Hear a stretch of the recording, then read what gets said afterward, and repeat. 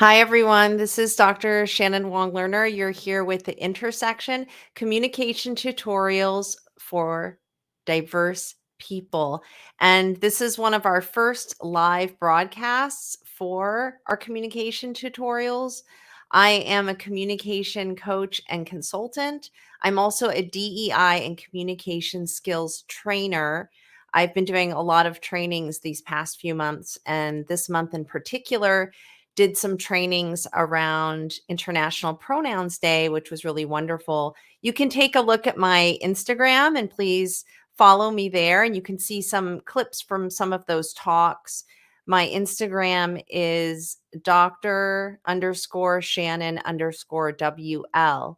So, a little about my story is I got here doing these tutorials and also the arm of the intersection diverse folks converse, which are conversations between myself and well-known people in the LGBTQIA plus community, queer people of color, and gender nonconforming people specifically, or those of us who are working within and part of that community as allies, and wanted to offer these tutorials for you so you could interact with me. So there's that aspect of it, which is possible.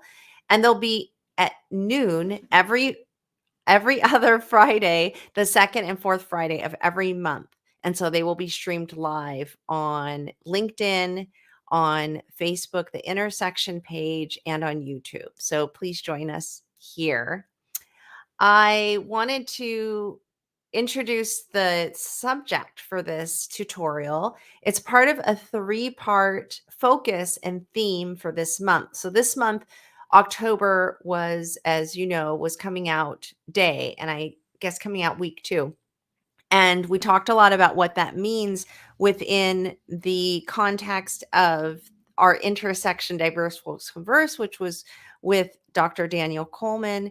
And we focused a lot on Black trans queer relationships, specifically within embodiment, validation, recognition, integration this month. Last month, we talked about polyamorous and non-monogamous relationships. So Black, queer, trans loving. So this month has been really interesting and wonderful. Our first tutorial was on self acceptance and transformation. And in order to get to that place, we were thinking like internally, what do we need to come out? And this can be for queer people, or this can also be for non queer people, because, as you know, I focus on services for diverse people. And a lot of what I do is free, it is really service. And then I have a practice as well where I do the trainings and the one on one coaching and consulting. But I did really want to focus on, my business as a service-based business.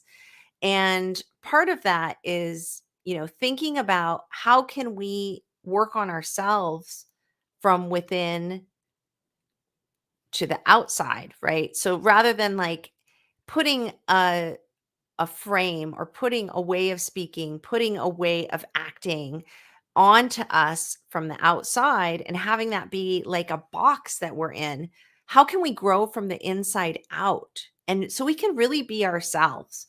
So that idea of self-acceptance and transformation, it's not like I can just throw these words around and it's like presto, it's easy to just accomplish these things. This is a practice that takes time. I've mentioned in some of my social media and my blog posts that I have myself gone through a process of recognizing my own dissociation throughout my career and my life as someone who was a closeted heterosexual identified woman, but in fact, I am a queer gay woman person. And so, I went through long periods of my life where if someone were to say self acceptance transformation, I'm just like, okay, what is like, how do I do that?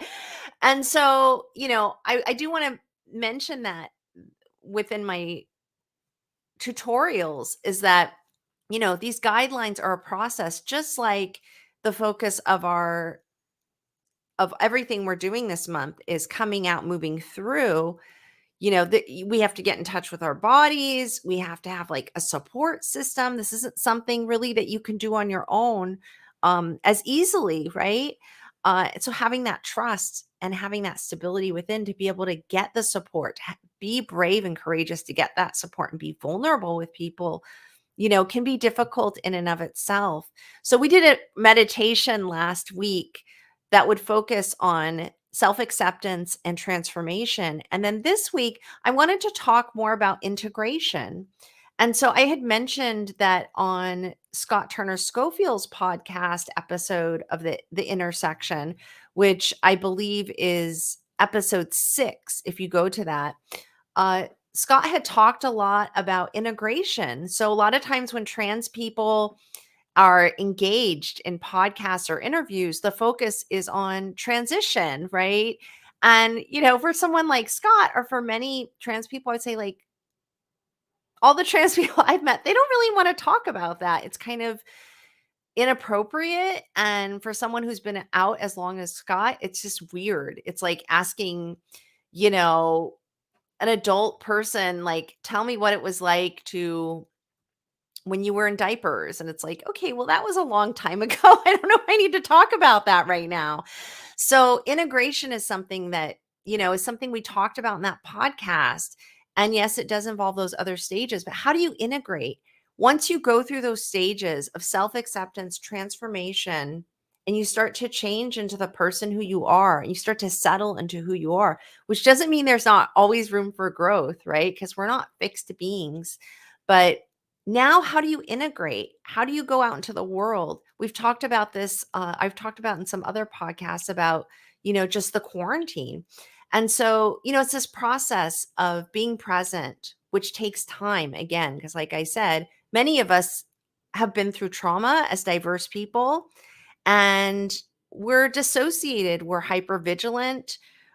We are operating in that way day to day. So it's hard to get to that point where you're like present with your emotions. You feel like you're in a safe space where you can tell people what's going on with you, right? And so, thinking now about this next stage about integration, I just want to do one thing with you and make this tutorial, not this super long tutorial. And something that I do with my clients when I do public speaking work, especially for people who, they have a hard time even like operating within their authentic voice and knowing what that is and being able to connect to it. And then now you're supposed to share this with, you know, a partially public group. It's really scary for a lot of us as diverse people to do that. And so I'm going to share like a secret, an industry secret and tip that I pass on to my clients that I think could be really helpful for us today in thinking about this 3-step process of coming out, moving through, the last one being integration. The best way to integrate yourself into any public or social space, now that you've worked on yourself, or you're just taking like baby steps to do this, to be who you really are and speak your truth, is to not go into this militaristic, patriarchal, heteropatriarchal, toxic masculine idea of like, I must do this. And if I'm scared, I'm going to just like, sweat through it and not be a baby. And I'm going to push through it. That is a way that, I know I was taught to go through the working world, to live my life, to, no pain, no gain. But I think for diverse people, this is not necessarily the best advice for us. And many times we fail when we try that route because we have different obstacles. And so, what I want to suggest is think about the places and the people with whom you feel the most comfortable. You feel comfortable with them physically, like there might be like hugs and affection. You feel comfortable with them linguistically and speech wise. When you communicate, you don't have to think about it and like plan everything. You just speak and it just comes out, right? And it feels comfortable. And these people feel like your family. And maybe they are your family, either biological or chosen. So I want you to think about what we call in the communication world and the writing world and performance world, your interlocutors.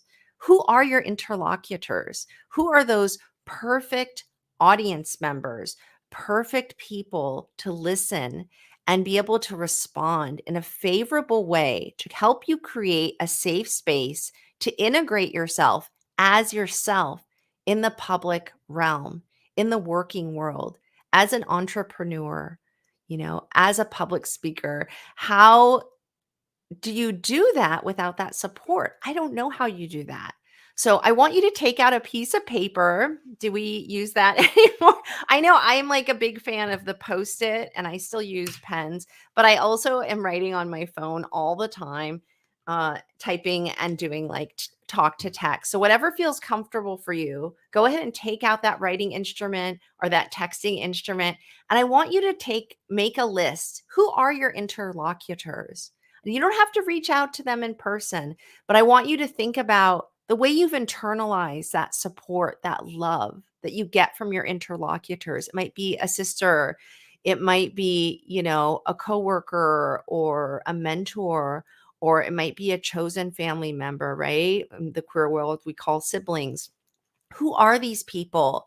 What are the experiences you've had with them? And how do they help you? What do they do?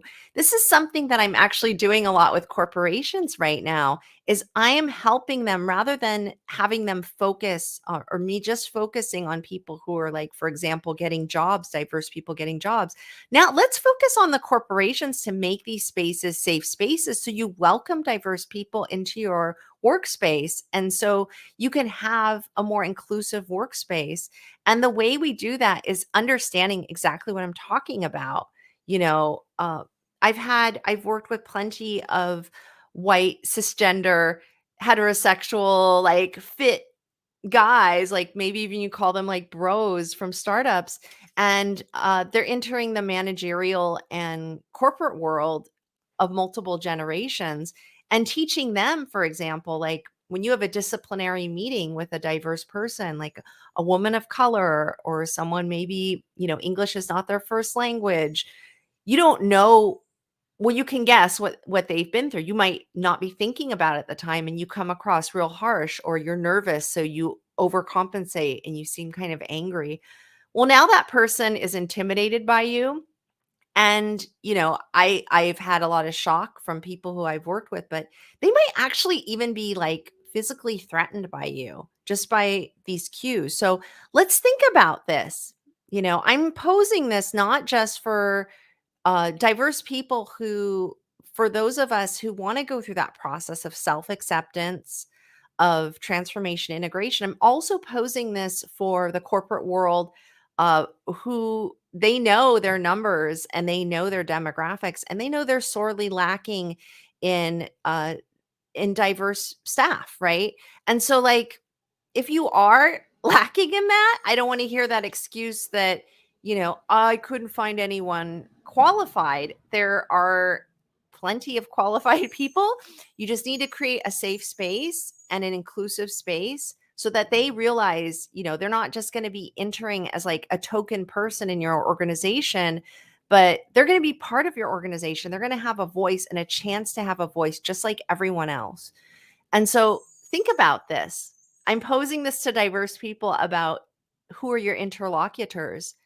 For those of you in the corporate world who are in the recruiting role, for those of you, who are in the CEO role, the senior vice president, or any role that has to do with speaking to and trying to welcome diverse people into your organization, you want to be the interlocutor, okay? You want to be the person that reminds them of their sister, their mother, their brother, their father, whomever they feel the most comfortable talking to, so that when they go into an interview room, they can just settle in to the conversation. And perhaps this is super radical, but it's what I used to do as a professor. I would hand over the syllabi to my students, step out of the room, and I would ask them, well, before I stepped out of the room, what is this saying to you? I know I'm an academic and I don't, this has changed a lot since I've taken a step away from academia, but I would say, this is what I want to teach you. and these are my ideas on what I want to teach you. Some of these might be requirements, but what do you want to learn? And what kind of space do you need to thrive? And I would step out of the room. This took like a lot of, I can be an A type person, but I wanted to create a non hierarchical space. Step out of the room and say, how are you, you know, how are you going to be part of this class in the leadership role? And it was amazing. Day one, the engagement that I received from those students and how many A's were earned because it wasn't just me making the rules and then forcing them to comply with these rules. It was, let's make these rules together and let me provide you all the resources for you to succeed in the way that you need to succeed for your career and your life and your scholastic career. So, I'm going to end the tutorial now. And I do have someone who is saying hi, Silver Fox. I forgot I see that as your handles, Silver Fox Talk. So I think that might be your podcast, but I can't remember your name. But thank you so much for all of your supportive comments here. I want to just close by saying that I do offer these services to different organizations and their DEI teams, their recruiting teams, and I help them facilitate spaces that will be inclusive and welcoming for a multitude of different types of diverse staff that they're trying to get onto their teams, right? And again, I don't do this as like a way to tokenize us. I do it as a way for us to grow and thrive and for the organizations to grow and thrive too, in a way that is inclusive, in a way that is forward thinking and progressive, and a way that is of 2021, almost 2022, and how we should be thinking about race, diversity, inclusion, belonging.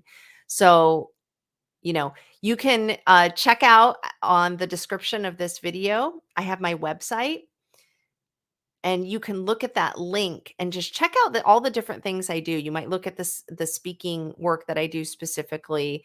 If you're interested in the work I do, please send me an email and I will forward you my brochure with the different services that I provide. Anything that I do, I hand tailor for the people whom I have as my clients. So having been a professor for many years, having done this work for the past 20 years, having a background in curriculum creation of like creating my own, textbooks for the classes that I have taught.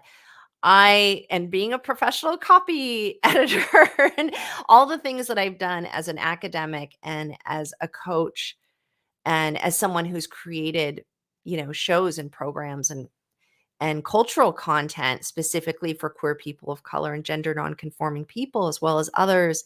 I have a special skill to do this in a way that is also very personable and warm and connects across different lines of allyship and diversity. So please contact me again. My name is Dr. Shannon Wong Lerner. I'm a communication coach and consultant. You've been listening to the Intersection Communication Tutorials for Diverse People. And I should add, and their allies, all the people involved in this wonderful circle of ours. I'm also a DEI and communication skills trainer. My doctorate, my PhD was in communication studies from University of North Carolina at Chapel Hill. So I love to help people, make these connections and to create these transitions between different cultures and backgrounds. And so, if you hire me, I will help you do that within your organization very happily and very gladly. I will see you next time. I will see you in November, second week. And please check out the first week. We have a wonderful podcast that's coming up from Dr. Karma Chavez. It's all about queer women of color and our roles in academia and the workspaces and the mentorship that we need in order to enter those spaces in a way that is collaborative for us. Thank you again and see you next time.